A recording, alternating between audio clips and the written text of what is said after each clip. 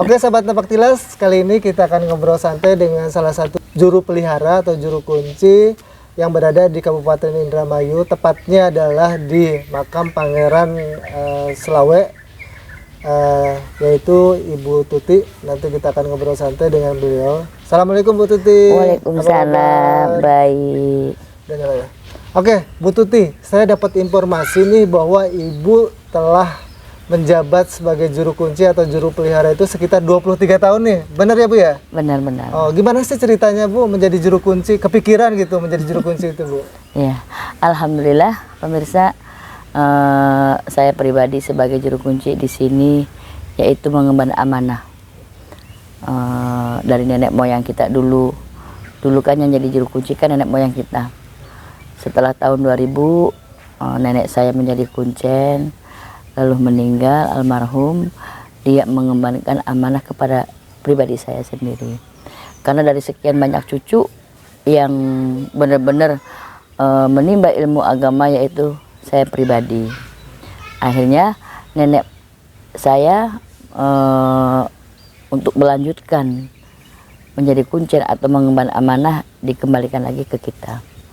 Alhamdulillah saya menjadi kuncen di sini atau juru pelihara di sini semenjak dari tahun 2001.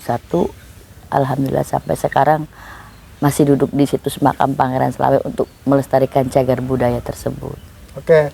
Nah, selama itu kan kurun waktu yang lumayan panjang tuh Bu, 23 tahun. 3 tahun ya, 23 tahun memegang amanah sebagai juru kunci. Bu, boleh diceritakan nih ke teman-teman sahabat Napak Tilas, apa sih suka dukanya menjadi juru kunci ini?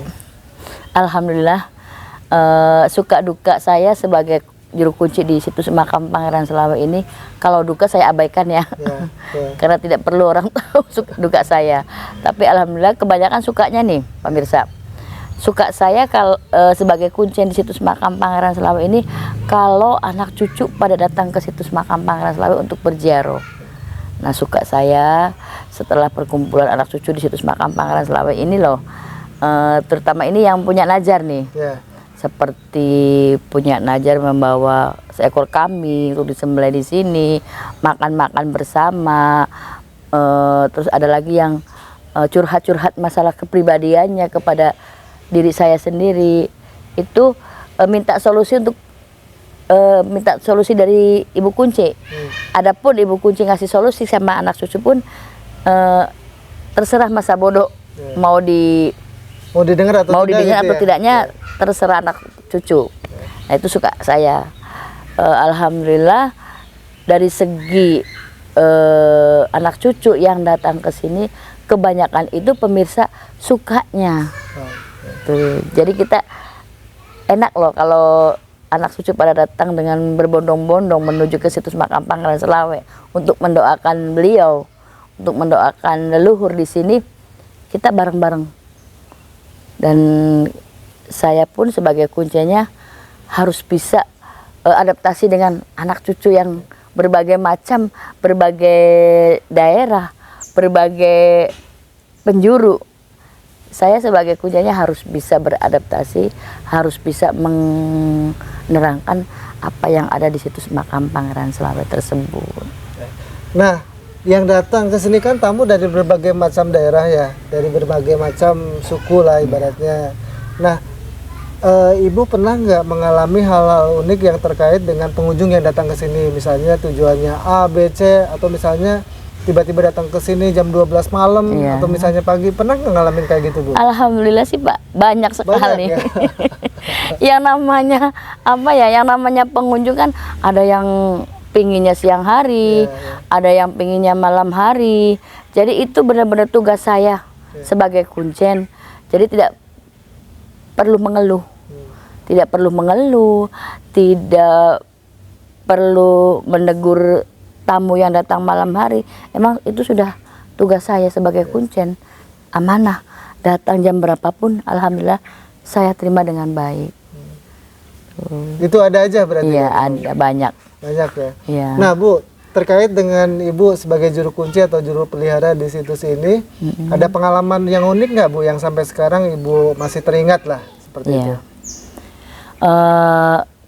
Pengalaman unik yang ada di situs makam Pangeran Selawe ini, yaitu di pohon sawo kecik ini pemirsa.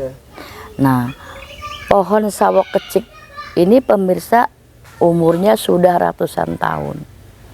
Bahkan ini pohon yang paling terbesar di dalam situs makam Pangeran Selawe.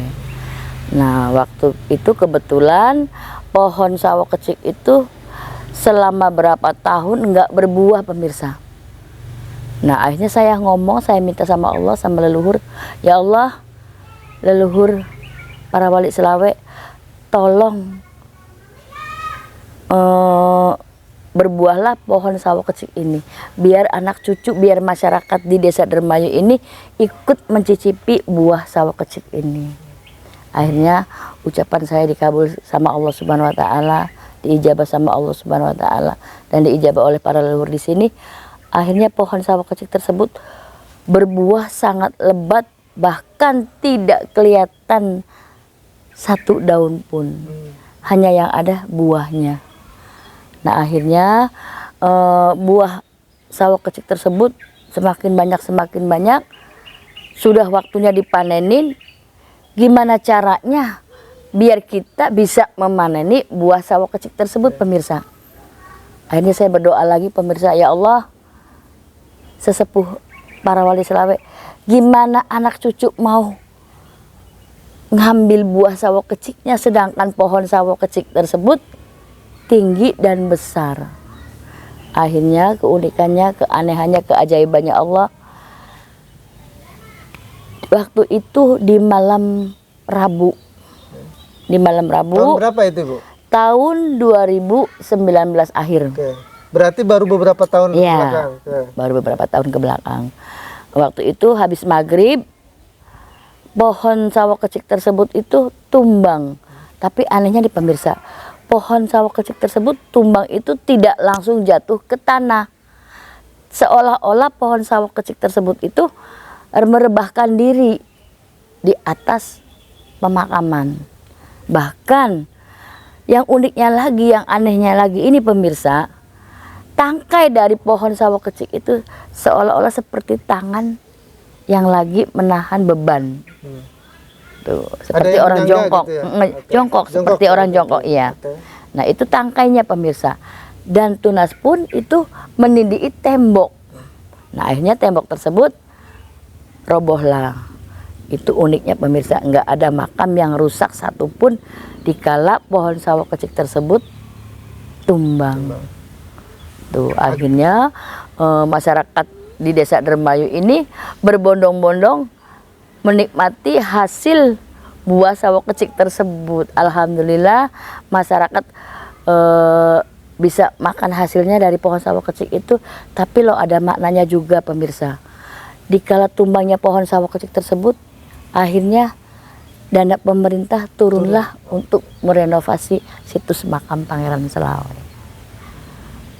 Itu ya, jadi maknanya adalah pemerintah terlibat Ya. untuk ikut memulasara atau memelihara dari situs ini ya, dengan pembangunan ini ya. Iya. Nah, Bu, selain itu ada cerita yang lain nggak yang unik yang mungkin Ibu masih pernah alami gitu? Kita masih ke pohon ya, ke pohon sawo kecik tersebut. Waktu itu kan pohon sawo kecik itu kan tumbang. Nah, ini yang uniknya lagi nih pemirsa. Waktu Ibu jam 2 malam berada di dalam situs makam Pangeran Selawe, itu dari akar pohon sawo kecik itu keluarlah cahaya biru yang benar-benar bersinar menerangi di dalam situs makam Pangeran Selawe tersebut.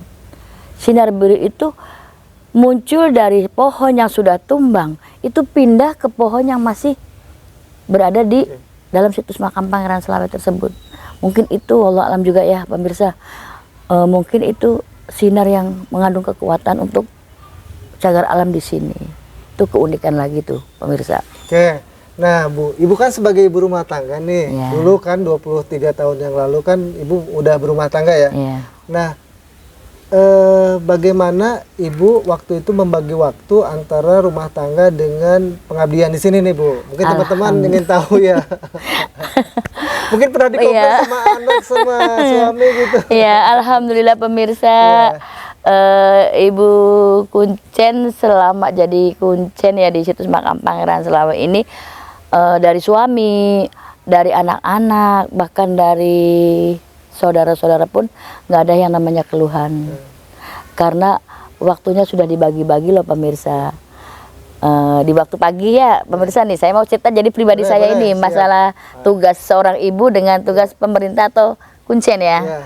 Nih di waktu pagi saya bangun dari jam subuh, saya mandi sholat, langsung sholat kan, semua makanan itu udah saya simpan di lemari es. Jadi tinggal tinggal.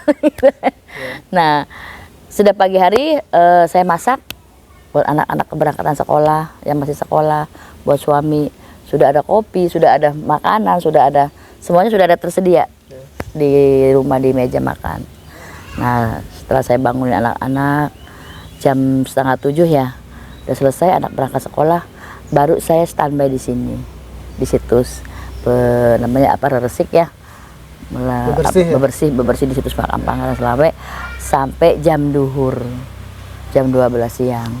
Nah jam 12 siang saya pulang kembali karena saya waktu itu rumahnya nggak di depannya situs. Oh dulu jauh? Agak jauh, sekitar 50 meter lah dari situs ke rumah.